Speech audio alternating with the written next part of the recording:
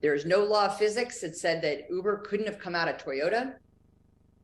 Blockbuster had about 3 chances to buy Netflix and walked away. And Jamie Dimon and any of his friends on Wall Street could have created Stripe, which even in a downturn is still valued at $75 billion. The not so secret in Silicon Valley is it's not that hard. What's the underlying premise of what we do? The number one thing is you must understand customer pain. No one in the world knew they wanted a microwave oven, a DVR, or a minivan. They could tell you their pain, though. They could tell you that they weren't getting home in time to watch their favorite shows, they didn't have time to cook a healthy meal, and they were having to cart an ever-increasing number of kids, dogs, and sporting equipment to myriad places. They could tell you their pain. And what I also say to CEOs all over the world is, listen, surveys are statistically significant, but strategically irrelevant, because all you've done is outsource your visceral understanding and empathy to your customer to somebody else. So you must understand customer pain, and you must understand that pain by talking to customers. Once you understand that pain, you take that pain, you marry it with the art of the possible. What are the current trends in technology that exist for you to be able to solve that pain? Uber doesn't exist if we don't have real-time payments, GPS, and mobile phones. So you really have to make sure that that customer pain, you can marry it with the art of the possible. Then you place a series of small bets. In Silicon Valley, we look at funding like an onion. Every layer of onion is a layer of risk. It could be market risk, technical risk, financial risk. In the case of a large company, it could be governance risk. You love it to death or you starve it of oxygen. And so every single great entrepreneur, whether you are inside of a big company or you are a traditional startup entrepreneur, you must learn to remove the greatest amount of risk and the least amount of capital. So when you build your business and execution plans, you need to identify that great risk. What are the small bets, experiments, pilots you are going to run to prove you can mitigate that risk? What are the metrics and milestones that tell you you've mitigated that risk? And only then do you get to unlock subsequent rounds of funding. The goal ultimately is to launch a portfolio of ventures to drive meaningful growth across the spectrum of new venture creation, from ideate to incubate to accelerate to scale. But to do that, you must build your own growth engine. And a growth engine, there are 4 arrows in a growth engine quiver. One is organic venture building in your own venture factory or your own growth division. So you're doing it from the inside out. And then the other 3 arrows are really venture investing, strategic partnering, and what we call targeted M&A. Because one option is to build, but the other 3 options are to buy, partner, and invest. And these are options that large companies often have because they're sitting on a lot of cash on their balance sheet. So how are these innovative global businesses winning in this environment? First of all, they're disrupting from the outside in. Why do you do corporate venturing? You do it to optimize your current business, to leverage the speed, agility, and innovation of startups. You do venture investing to drive your company into adjacent and new markets using a portfolio approach and placing a series of small bets through small investments. And you do it to create a channel to stay current on those emerging trends, on that art of the possible that I was just speaking about. Corporates have a spectrum of tools available to develop a growth portfolio from the outside in.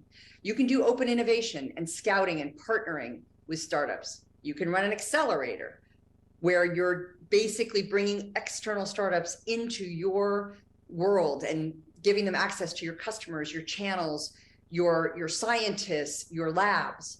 You can start a CVC and be like a top-tier venture capitalist and invest in startups. And you can do corp dev and M&A. Often we'll have large companies that basically are augmenting or accelerating their existing ventures through what we call targeted M&A. Not the big corp dev M&A. This is really targeted M&A, where we can get a venture to 50 million in revenue, but we can get it to billion-dollar unicorn status with the acquisition of one startup for $100 million off their balance sheet. Most global businesses focus on the money when they start a venture fund, but the truth is the Silicon Valley doesn't need your money. I was having dinner with the CEO, the new CEO of a European car manufacturer, and he was saying, Linda, you're a native of Silicon Valley, you know everybody, help me navigate, help me prove to Silicon Valley that we're here and we're super engaged and we really want to be good partners in Silicon Valley. So how much money do I have to put into a fund? Is it 50 million euro? Is it 100 million euro? Is it 150 million euro? I said, it's this much. He said, what? No money? My guys are telling me I need so much money. I said, Silicon Valley doesn't need your money. I said, how many customers do you have? He said 30 million. I said, okay, let's start there. So when you're thinking about disrupting outside in, you want to be thinking about what you can bring to the table besides capital, access to customers, market knowledge, brand validation, channel partners, operating expertise. And you have to be able to deliver those things to get access to the greatest investments. It's not that hard, but you got to get it right at the mothership, which means you've got to do the design of your CVC or your disrupting outside in activities, whether that's partnering or M&A. You've got to get that design right first. Establishing a governance board, building your message regarding your value add, creating the organization chart and the staffing plan, agreeing to your performance metrics. You've got to get that design right. Then you need to learn to operate like a venture capitalist. You've got to be able to execute. You've got to become an active member of the Silicon Valley and the broader global startup ecosystem, whether it's all over India, it's Berlin, it's Tel Aviv, it's Singapore, it's London. These ecosystems exist in a lot of places, but you've got to become an active member. There's ongoing mothership management support. There's pre-transaction activities that you need to learn about, and transaction activities like term sheets and deal terms, post-transaction activities, and then exits, M&A, IPO, wind down. So that's what you do when you're doing disrupting outside in. Disrupting inside out is the venture building side. So typically when a client comes to us, they are at one of three starting points. Either they have too many ideas and you need to wear an operating executive hat, either as a CEO, a venture capitalist, a go-to-market, a product lead, a CFO, and you've got to be able to sort through those ideas and determine which ones you want to prioritize. In other cases, a client might come to us and say, hey, I want to incubate water, road safety, food, like one client did. Well, guess what? Those are domains. Those are not incubatable ideas. You can't incubate water, but you can incubate a zero water home venture, as we did with one of our clients. So if you have a domain you want to explore, then you need to do some venture discovery and really get down from the domain into ideas that are incubatable.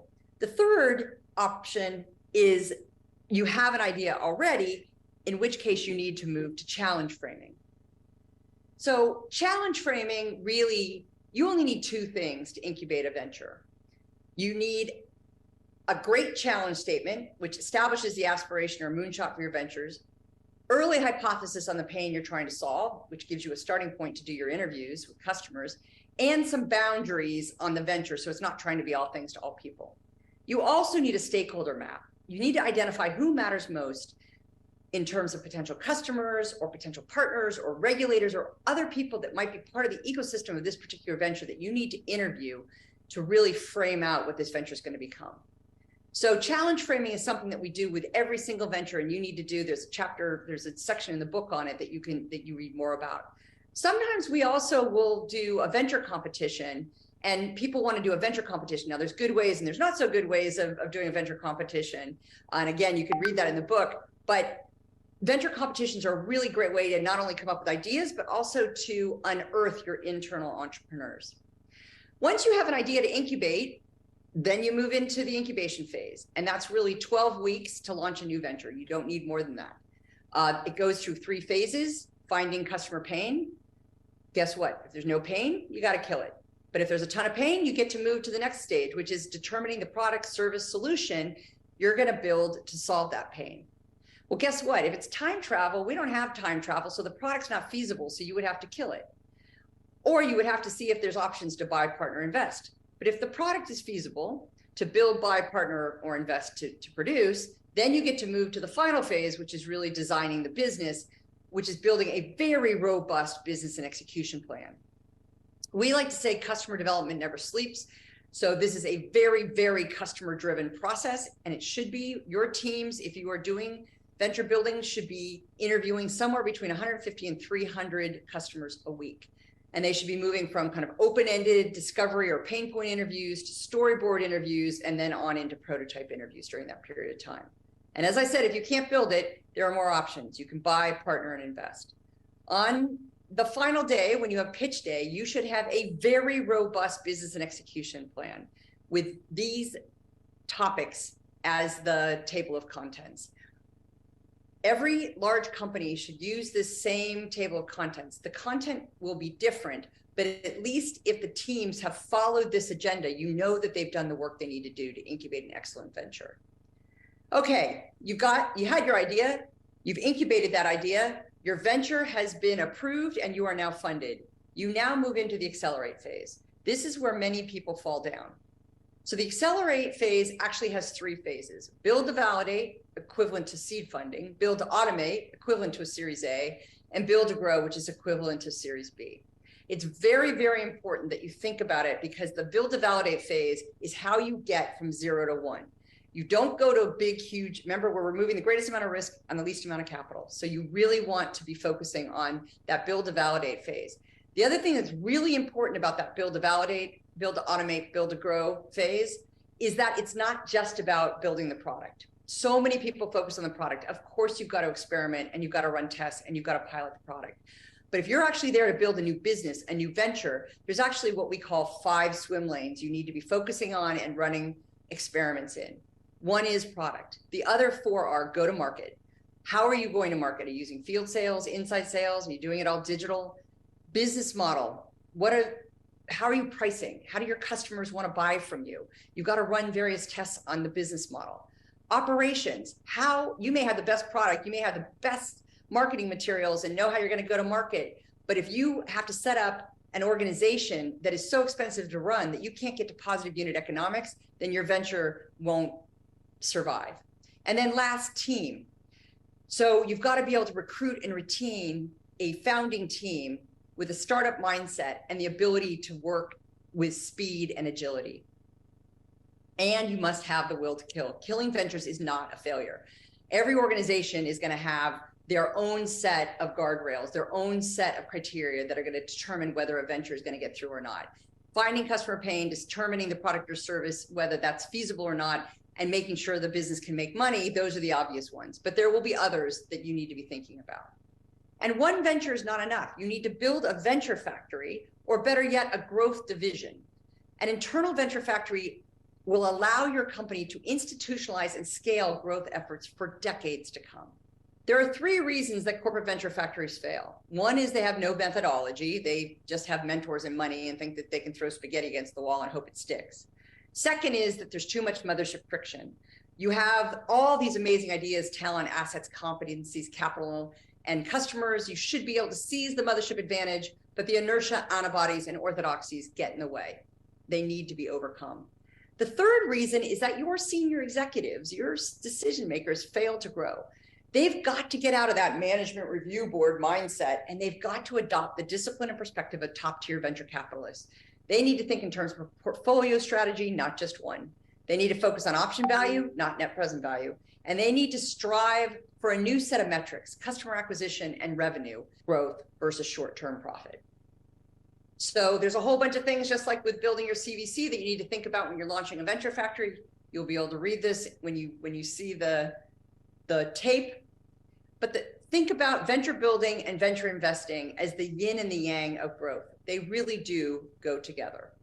So the last thing I want to talk about is seizing the mothership advantage. There are a set of preconditions for success that we recommend to people if you're going to do venture building or if you're going to do venture investing. 1 is a full-time team that's focused on that. You can't do innovation part-time.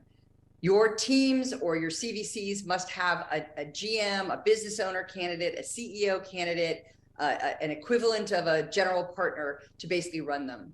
You need access to seed funding, because by the time you get to the end of your venture building activity and you have a business and execution plan, you should also have 10, 12, 14 pilots ready to go. And those customers are not going to sit around and wait for your new venture board to figure out their seed funding. They've got to have access to that before. A fully engaged new venture board, I'll talk about that in a second. And the early consideration of accelerate.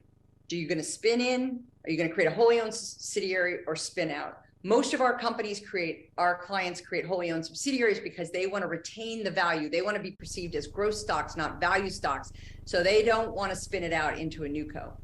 An engaged new venture board, these are your senior executives who basically can deliver the funding and make go, no-go decisions. They can ensure your new venture can get access to customers, channels, and markets. They can provide access to the core competencies, assets, and capabilities of the organization, and they can remove the mothership friction to ensure the new venture can reach escape velocity. They've got to think fresh. They've got to figure out how they remove the challenges to venture building and investing. They've got to imagine, is it compensation that gets in the way? Is it our risk tolerance? Is it procurement, policies, procedures? And then they also need to help bring the Silicon Valley inside. If you think about Silicon Valley, we were founded, we grew up in service of startups and entrepreneurs. So our law firms do not look like law firms in other places in the world. Our Silicon Valley Bank does not look like a bank in a lot of other places around the world. What you need to think about is, okay, who in legal is going to write that one-page term sheet, not that 40-page term sheet? Who in marketing is not going to be the brand police? Who in procurement, if we're working with a pet food company and they need a hardware prototyper that's not on their pre-approved vendor list, is going to get it through procurement in 2 weeks, not 2 months. So we believe you need to create a set of new venture advocates and empower them to make changes and exceptions to the standard rules and procedures. These are the people who are they're entrepreneurial. They don't want to be entrepreneurs, but they do want something new and creative in their departments or functions. So there are 4 teams actually who we work with, who you want to be thinking about as you go into venture building and venture investing. There are the new venture team members. There are the venture factory or CVC team members who are facilitating the venture building and investing. There are the new venture board members who are your senior executives, either making the investment decisions or the venture building decisions. And then there are these new venture advocates. And this is the way you get the rest of the organizations to start to lean in and feel very positively about the venture building and venture investing that you're working on. We believe everyone can win. There are 3 types of people in every single organization. There are the intrapreneurs, the internal entrepreneurs, who are the idea minute people. They love the startup phase. They love the speed. They love the pace. They love talking to customers. They love the invention. Ultimately, they will pass off often to the growth geniuses. These are people who are also entrepreneurial, but they don't love that startup phase. They don't like the pace. They don't like the ambiguity. They don't like the lack of structure. But what they're really good at doing is growing an idea, growing a venture of 20, 30, 40% a year, putting the systems and processes in place that allow that kind of a growth. Ultimately, they'll pass off to what we call the efficiency experts. Those are the people who are super critical. They're the ones running the current organization. They're the ones who can actually manage a business and reduce the cost without reducing quality and spin off the capital to basically start the cycle all over again. So this is what companies are doing. They're making the from-to shifts through venture building and venture investing, accelerating disruption, expanding to new frontiers, and changing the world. And I'll leave you with this. Now is the time to disrupt markets, to build and invest in new ventures, to drive meaningful, sustainable growth for your team members, your companies, your communities, and yes, even our world. So what are you waiting for? And with that, I'm going to close and thank you for your time and attention. Have a great time at the TIE Global Summit.